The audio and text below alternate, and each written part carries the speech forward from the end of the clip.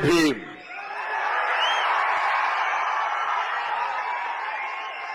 எப்படி இருக்கீங்க செல்லம்? எல்லோருக்கும் வணக்கம். ஐ லவ் யூ டூ செல்லம்.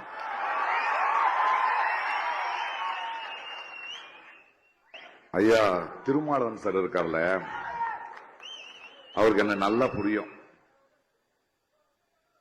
நான் பெங்களூர்ல ஓட்டு போடுறதுக்காக போயிருந்தேன். இந்த அரசியல், இந்த எலெக்ஷன் பல இடங்களில் பேசிக்கிட்டு இருந்தேன். போன் அடிச்சாரு, எங்க இருக்கீங்க? பெங்களூர்ல இருக்கு, நான் பார்க்கணும்னு சொன்னாரு. நீங்க ஏன் வரீங்க? நான் வரேன், நான் பார்க்கறேன். இல்ல பார்த்துதான் ஆகணும்னாரு. சந்திச்சோம், ஒரு மார்னிங் பிரேக்ஃபாஸ்ட். அது இது எதை பேசுறாரு. கடைசியில ஒரு வார்த்தைக்கு வருவாரு, நீங்க எந்த கட்சி மேடையும் உங்களை பார்க்க முடியாது. ஆமா சார், எனக்கு கட்சி மேடெல்லாம் நிக்க முடியாது, நான் எந்த கட்சிக்கும் சார்ந்தவன் இல்ல, எனக்கு பிடிக்காது அது. ஐயாருக்கு கேட்ட மாதிரி, ஆனா உங்களோட ஒரு சின்ன அனுமதி எனக்கு கொடுக்கணும். என்ன அது? இல்ல, ஒரு விருது கொடுக்கறோம், அது எங்க கட்சி மூலமா கொடுக்கணும் அப்படின்னாரு. நான் அவருக்கு சொன்னேன், நான் போராடுற கொள்கைக்காக போராடுற நீங்களோ உங்க கட்சியோ என்னுடைய தோழர்கள், நான் வர்றேன். இன்னைக்கு இங்க முன்னாடி இருக்கேன். இங்க விருது வாங்கிய பல பேர், இல்லையா திருமாவளவன் அவர்கள் போல அவ்வளவு பெரிய நீண்ட கால பயணம் இல்லை எனக்கு அரசியல்ல, கொள்கை போராட்டத்தில். ஆனாலும் நான் ஏன் பேசுகிறேன் அப்படின்னு பலரும் கேட்கிறாங்க. அவங்களுக்கு ஒரே ஒரு பதில் சொல்லுவேன் நானு. பாருங்க, உடம்புக்கு ஒரு காயமானால் நாங்க சும்மா இருந்தாலும் அந்த வலி குறைஞ்சிரும், காணாம போயிடும். ஆனா ஒரு சமுதாயத்துக்கு, ஒரு நாட்டுக்கு காயமானால் நாம் பேசாம இருந்தா அதிகமாகும். நான் ஒரு கலைஞன் தான், ஆனா என்னோட திறமையால நான் கலைஞன் ஆகவில்லை. என்னை விட திறமைசாலிகள் அதிகமா இருக்காங்க. அன்னைக்கு இன்னைக்கு ஒரு மேடையில நான் நிக்கிறேன் அப்படின்னா என்னுடைய திறமை மட்டும் இல்ல, அது மக்களோட அன்பு, மக்களோட நம்பிக்கை. ஆக ஒரு மேடி ஏத்திய மக்களுக்கு, ஒரு சமுதாயத்துக்கு ஒரு பிரச்சனையா இருக்கும் போது, ஒரு கலைஞன் கோழையாயிட்டா ஒரு சமுதாயம் கோழையாயிடும். நான் செஞ்சிட்டு இருக்கிறது பெரிய வேலை இல்லை, அது என்னுடைய கடமை, அது என்னுடைய மனசாட்சி. ஏனென்றால் வாழ்க்கையை ஒரு கலைஞனா எனக்கு புரியுது. அந்த புரிதல் எனக்கு என்னோட திறமையில வந்ததில்லை. லங்கேஷ் போன்ற, மார்க்ஸ் போன்ற, அம்பேத்கர் போன்ற, காந்தி போன்ற, பாரதி போன்ற, இப்படி பலர்களோட சிந்தனையை படித்து அதை உள்வாங்கி, அதனாலதான் வந்தது எனக்கு இந்த புரிதல். அந்த புரிதல் இருக்கும்போது கண்ணுக்கு தெரியுது இல்ல என்ன நடக்குதுன்னு. 10 வருஷத்துக்குல இருந்து தான் பேசிக்கிட்டு இருக்கேன். 9 வருஷத்துல இருந்து தான் இந்த மன்னரை நான் எதிர்த்துட்டு இருக்கேன். இப்ப எல்லாம் மன்னர்ன்னு சொல்ல முடியாதுப்பா, மன்னிக்கணும். அவர்தான் தெய்வ குழந்தை ஆயிட்டாரு. அவரை இனிமே நம்ம தேர்ந்தெடுக்க முடியாது. அவர்தான் நாட்டுக்கு, அவரால் ஏதாவது துன்பம் ஏற்பட்டால் அவரை திட்ட முடியாது, மனுஷனாயா நீ என்ன முடியாது.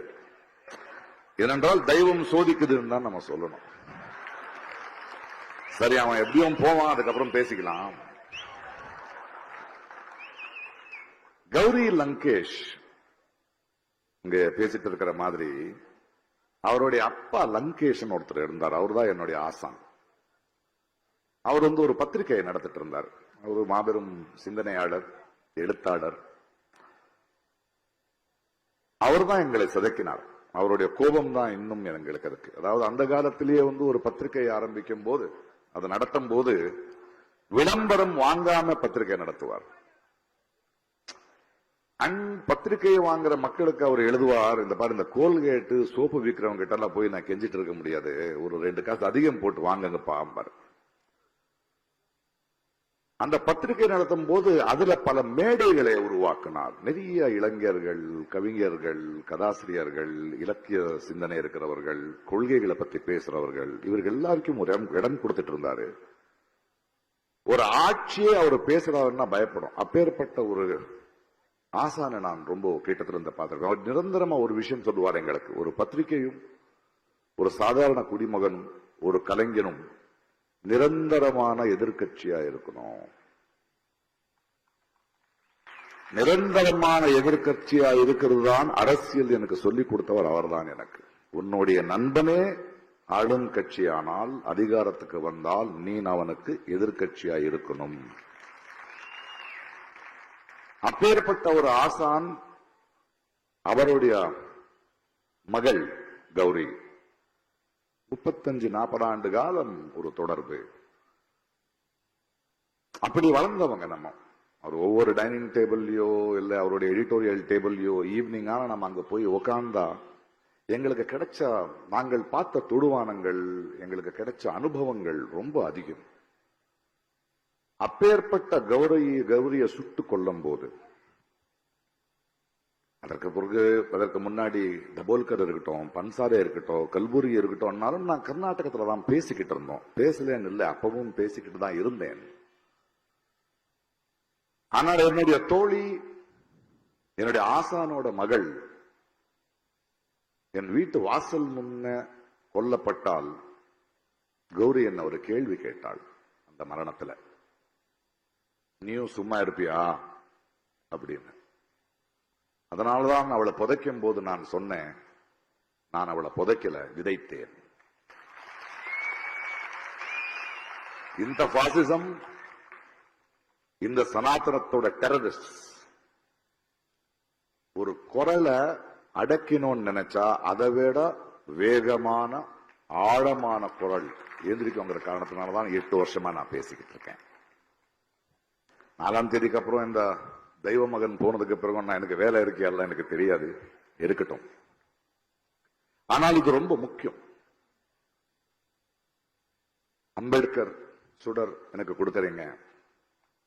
நான் தலித் கிடையாது, ஆமா. ஆனால் அம்பேத்கர் இந்த கான்ஸ்டிடியூஷனை எழுதாம இருந்திருந்தால் இந்த நாடு எப்படி இருக்கும்னு யோசிக்கும் போது எனக்கு பயமா இருக்கு. ஏனென்றால் அவருடைய சிந்தனையும் அவர் நினைத்த இந்த கான்ஸ்டிடியூஷன் பசியால பிறந்ததில்லை, வழியால பிறந்ததில்லை, அவமானத்துக்கு பிறந்தது.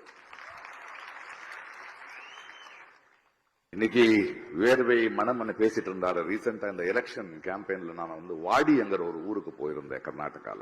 அங்க ஒரு ரயில்வே ஸ்டேஷன் இருக்கு. அங்க பல வருடங்களுக்கு முன்னாடி அம்பேத்கர் இறங்கி இருந்தாராம். அதுக்கு பீமஸ்பர்ஷம் சொல்லுவாங்க அந்த இடத்துக்கு. அங்க இறங்கினேன். சில இலக்கியவாதிகள் நம்ம எல்லாம் சேர்ந்து ஒரு மேடை இருந்தது. அந்த மேடைக்கு போகும்போது ஒரு ஓபன் ஜீப்ல என்ன நிக்க வச்சுட்டு போயிட்டு இருந்தாங்க. எல்லாரும் உங்களை பார்க்கணும், அவங்களோட பேசணும், ஊர்வலமா போயிட்டு அந்த மேடைக்கு போகலாம். ஒரு சின்ன ஒரு மார்க்கெட் இருக்கிற, நிறைய ஏழைகள் இருக்கிற, நிறைய கடைகள் இருக்கிற தெருவுல நான் போயிட்டு இருந்தேன். போயிட்டு இருக்கும்போது மக்கள் எல்லாம் அன்போட தொடணும், பேசணும், அவர் கையாவது கொடுங்க அப்படின்னு கேட்டு இருந்தாங்க. என் பக்கத்துல இருக்கிறவர், ஏயோ சார் வேணாம் சார், அவங்க ஏதோ பண்ணிடுவாங்க, வேண்டாம், இது என்ன பரவாயில்ல அப்படி. நான் போயிட்டு இருக்கும்போது, தொட்டுட்டு இருக்கும்போது, அவன் எவரும் ஒருத்த கறிக்கடைக்காரன் அவன் வர்றான். அதோட மனம் எனக்கு வருது, வேர்வை எனக்கு வருது. அங்கே ஒரு பூ விற்கிற ஒரு தாய், பிரகாஷ் சார் அப்படின்னு கன்னடத்துல பேசி கை கொடுக்குறாங்க. அந்த மென்மை எனக்கு தெரியுது, அந்த வேர்வை எனக்கு தெரியுது. யாரோ இரும்பு கடைக்காரன் பாக்குறான், அதோடைய ரஃப்னஸ் எனக்கு தெரியுது. சின்ன சின்ன குழந்தைங்க ஜம்ப் பண்ணி சொல்லோன்னு கை கொடுக்குறாங்க, அந்த எண்டு தான் தெரியுது. அந்த மனத்துல, அந்த ஸ்பர்சத்துல எனக்கு அம்பேத்கர் தெரிஞ்சார்.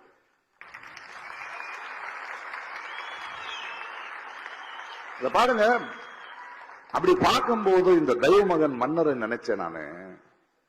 அவனை பாருங்களேன், ஒரு பாசிஸ்ட், ஒரு சர்வாதிகாரி, அவன் ஒரு புஷ்பக விமானத்துல வருவான், ஒரு தேர்ல நிப்பான், எல்லாரும் பூ போடுவாங்க, மக்கள் வேலிக்கு அந்த பக்கம் தான் நிக்கிறானுங்க. அவனுக்கு என்னைக்கு புரியும் நம்முடைய பசி? மக்களோட ஸ்பர்சம் தெரியாதவன், அந்த மனம் தெரியாதவன், அந்த வேர்வையை தொடாதவனுக்கு எப்போது புரியுமா அவனுக்கு?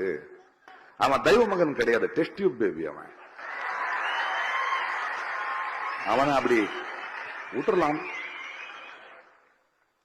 நான் இவ்வளவுதான் பேசுறது ரொம்ப மகிழ்ச்சியா இருக்கு இந்த விருது நான் இங்க வாங்கும் போது. ஆனா வேலை இதோட நிக்காது. நான் மன்னர் வருவாருங்கிற பயம் எனக்கு இல்ல. அச்சமில்லை அச்சமில்லை அச்சமில்லை என்பவன் நான். நம்மளுடைய பயம்தான் அவனோட பலம். அண்ட் ஒரு சர்வாதிகாரி, ஒரு ராட்சசன் இருக்கான்ல, அவன் ஜெயிச்சு யாரும் எனக்கு எதிர்ப்பு இல்லைன்னு சொல்லும் போது அவனுக்குள்ள ஒரு சின்ன மனுஷன் இருப்பான். ஆனா தோக்குறாங்கிற பயம் வந்த உடனே அவன் ராட்சசன் ஆவான். அந்த நிலைமையிலதான் அவன் இருக்கான் இன்னைக்கு. ஆக நம்ம அதுக்கு தயாராக வேண்டியதா இருக்கு. நம்ம ரொம்ப ஜெயிச்சுட்டோங்கிறது இல்ல, வெற்றி இல்ல. ஏன்னா இந்த 10 வருடங்கள் காலமா அவன் எங்கெங்க விதைய வெற்றிருக்கான் இல்லையா. இன்னைக்கு ஒரு சுப்ரீம் கோர்ட் ஒரு கோர்ட் ஜட்ஜு நான் RSSல இருந்து வந்தவன் சொல்றதுக்கு பெருமையா இருக்குன்னு ரிட்டையர்மெண்ட்ல சொல்றான்னா, இது வரைக்கும் அவன் கொடுத்த முடிவுகள் எப்படி இருக்கும் நமக்கு புரியாதா? இது ஒரு நிரந்தரமான போராட்டம் இருக்கு. இது இந்த மோதி போடுற ஆளுகள் இவனும் வந்தான், ஹிட்லர்ல இருந்து வந்துகிட்டு இருக்கான். இவங்களுக்கு வாழ்ந்த சரித்திரமே கிடையாது. மனித நேயமோ இயற்கையோ இப்பேற்பட்ட ஆளுங்களை ஜீர்ணிக்க முடியாது. அவங்க மீண்டும் மீண்டும் அப்பப்போ வருவாங்க போவாங்க. ஆனா போகும்போது அவங்க விடுற காயங்கள் இருக்கு இல்லையா, அதுல இருந்து மறுபடியும் மீண்டு வர்றதுக்கு டைம் ஆகும். மீண்டும் அவன் வராம இருக்கிறதுக்கு நம்ம முயற்சி எடுக்கணும். அதுக்காக நான் என்ன சொல்றேன், இன்னைக்கு ஒரு அம்பேத்கரை பத்தி பேசுறோம், பெரியாரை பத்தி பேசுறோம். சும்மா பேசுனா புரியாது. அம்பேத்கர் ஏழை, ஆமா. தலித், ஆமா. And he was a great thinker. He was the most well-read person. அம்பேத்கரை படிக்கணும். ஏனென்றால் அம்பேத்கர் கான்ஸ்டிடியூஷன் எழுதினது பிறகு அவரே சொல்றாரு, என்னுடைய எண்ணம் கரெக்டா இருக்கு, இது உண்மையாகுமா இல்லையான்னு எனக்கு தெரியாதுங்கிறார். அதற்கு காரணம் அடுத்த வர தலைமுறை ஒரு மார்க்ஸையோ ஒரு அம்பேத்கரையோ ஒரு காந்தியோ படிக்கிறாங்களா இல்லையான்னு தெரியாதுங்கிறது நேரடியா சொல்றாங்க. அது படிக்காதவங்க தான் உட்கார்ந்துகிட்டு இருக்கோம். They are not. நம்மளுக்கு அவரான சூப்பர் ஸ்டாருங்க கிடையாது, நாங்க படிக்க வேண்டியது. பிகாஸ் அதுக்கு பின்னாடி அந்த அவமானத்தையும் தாண்டி அவங்க படிச்ச படிப்பு, அவங்க பார்த்த தொடுவானங்கள், அதையும் நம்மளும் பார்க்கணும். அப்பதான் இந்த சனாதனம் இருக்கோ, இந்த பாசிசம் இருக்கோ, அது வேரோட நம்ம எடுக்க முடியும். இவங்களுக்கு என்ன சொல்லணும்னு அதை பாருங்க. ஒரு தனி மனிதனுக்கு கட்டறிவுல கட்டாயிடுச்சுன்னா அது அவன தனிப்பட்ட மனிதனோட வழி. ஆனா ஏகலவ்யனோட கட்டவிரல் எடுத்துட்டு போனா அது சமுதாயத்தின் வழி. மெஜாரிட்டின்னு சொல்றாங்கல்ல, மெஜாரிட்டியோட பொறுப்பே மைனாரிட்டியா பாத்துக்கிறது இல்லையா? இது தொடர்ந்த போராட்டம் ஆயிட்டே போகணும். இது வரைக்கும் நம்ம தொடர்ந்து போராட மாட்டோமோ? ஏன்னா இது வாழ்வின் முறையா இருக்கணும். நம்ம நிரந்தர எதிர்கட்சியா பண்ணிக்கிட்டே இருக்கணும். ஏன்னா இது இவ்வளவு சீக்கிரம் போகிற விஷயம் கிடையாது. அரசியல்வாதிங்க, அரசியல் கட்சிகள் வரும் போகும். 5 வருஷத்துக்கு ஒரு முறை. நாம தான் பர்மனன்ட். அரசியல்ல எதிர்கட்சி ஜெயிக்காது, ஆளுங்கட்சி தான் தோத்து போவோம். சரியானவனை நம்ம தேர்ந்தெடுத்தா மக்கள் தான் ஜெயிப்பாங்க, தேர்ந்தெடுக்கலன்னா மக்கள் தான் தோத்து போவாங்க. அதை நம்ம உணரணும். இந்த வாட்டி அவர் தெய்வமானவனானதுனால ஜோலா எடுத்துக்கிட்டு எங்கேயோ போட்டோம், அது இல்ல.